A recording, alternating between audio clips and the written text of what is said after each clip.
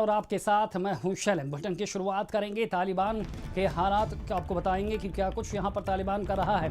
तालिबान ने भारत के साथ आयात निर्यात रोक दिया है। कब्जे के बाद तालिबान ने आयात निर्यात रोका है। Federation of India export organisation ने इस बात की पुष्टि कर दी है। तालिबान ने सभी कार्गो मूवमेंट रोक दिए हैं।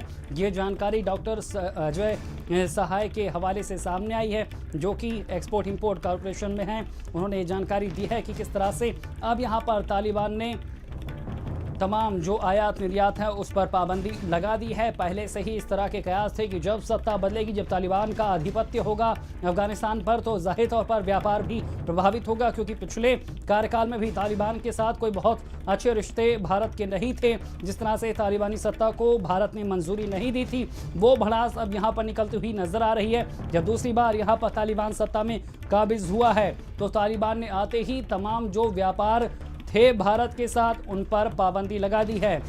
Federation of import and export organisation ने भी इस बात की पुष्टि कर दी है कि तालिबान ने यहाँ पर तमाम जो व्यापारिक समझौते दोनों देशों के बीच में थे, बायलैटरल रिलेशनशिप जो थी, उसे अब यहाँ पर ब्रेकडाउन किया जा रहा है। खबर हम आपको बता रहे हैं अफगानिस्तान में जिस तरह से हालात बदले हैं। इसी खबर पर ज़्यादा जानकारी के साथ संवाददाता अवेश हमारे साथ जुड़ गए हैं। अवेश, पहले से ही ये कयास थे कि जब तालिबान का राज आएगा तो दोनों देशों के बीच संबंधों पर व्यापक असर पड़ेगा, और शुरुआत व्यापार से हो रही है। जी बिल्कुल, साफ तौर पे व्यापार को लेके जो भारतीय संगठन है उनकी तरफ से कहा जा रहा है कि तालिबान ने जब से काबुल के ऊपर सत्ता काबिज की है उसके बाद से ही उनको आयात और निर्यात में दिक्कतों का सामना करना पड़ा, और पूरी तरह से जो रूट है जो पाकिस्तान से आता है उसके ऊपर ब्लॉक कर दिया। ये भी बताया जा रहा है कि अफ़गानिस्तान से जो पाकिस्तान की तरफ जो रूट है जहाँ से व्यापार किया जाता था समंदर के रास्ते, उस रूट के ऊपर जो है वो पूरी तरह से पाबंदी जो है अफ़गानिस्तान ने लगा दी है, यानी तालिबान की तरफ से लगा दी गई। इसकी वजह से बहुत ज़्यादा दिक्कतों का सामना जो व्यापारी हैं उनको करना पड़ा है, क्योंकि इसका असर सीधे सीधे भारत के बाज़ारों पर पड़ेगा, क्योंकि बड़ी मात्रा में जो ड्राई फ्रूट्स हैं वो अफ़गानिस्तान से आते हैं, और उनका सबसे ज़्यादा हिस्सा जो कहा जाए लगभग 50 से 60% हिस्सा जो है वो अफ़गानिस्तान से ही आता है। ऐसे में ये भी आशंका जताई जा रही है कि अगर ड्राई फ्रूट्स की सप्लाई सही तरीके से नहीं होती है आने वाले दिनों में, तो उसके दाम भी मार्केट में बढ़ सकते हैं। तो फिलहाल अभी भारत किसी भी तरह का व्यापार जो है वो अफगानिस्तान से नहीं कर रहा है। तालिबान ने पाबंदी लगा दी है आयात निर्यात पे। हालांकि ये भी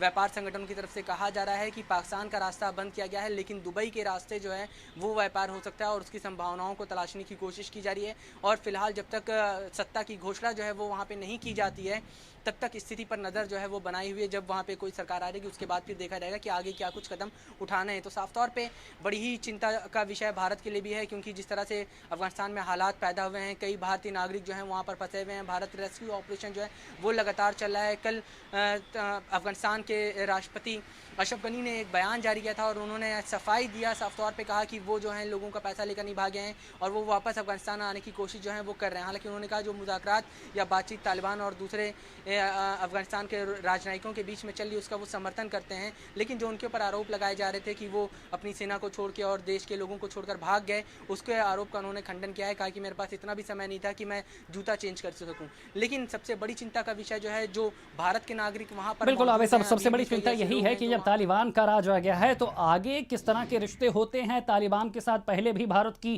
तनातनी देखने को मिली थी, मान्यता नहीं दी थी भारत ने उसके शासन को। तो ऐसे में दूसरे टर्म में भी जब लिबरल थोड़ा तालिबान हुआ जरूर है, लेकिन रिश्ते आगे कैसे बढ़ेंगे ये देखना अभी भी बड़ी गुत्थी है। तमाम जानकारी देने के लिए आपका शुक्रिया।